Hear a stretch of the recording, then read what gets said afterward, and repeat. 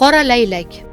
Qora laylak oddiy oq laylakdan farqli o'laroq odamlardan uzoqroq, tinch va xilvat joylarda yashashni afzal ko'radi. O'zbekistonda G'arbiy Tianshan va Pomir Oloy tog' tizmalarida in quradi. Surxondaryo, Qashqadaryo, Toshkent va Namangan viloyatlarining tog'li tumanlarida uchraydi. Bahorda, mart-aprel oylarida uchib keladi va kuzda, sentyabr-oktyabr oylarida esa issiq o'lkalarga, ya'ni Janubiy Osiyo va Afrikaga qishlash uchun uchib ketadi. Bu qush hozirgi vaqtda zaif, kamyob va soni kamayib borayotgan tur hisoblanadi. U tabiatda juda kam uchrashi sababli O'zbekistonning Qizil kitobiga kiritilgan.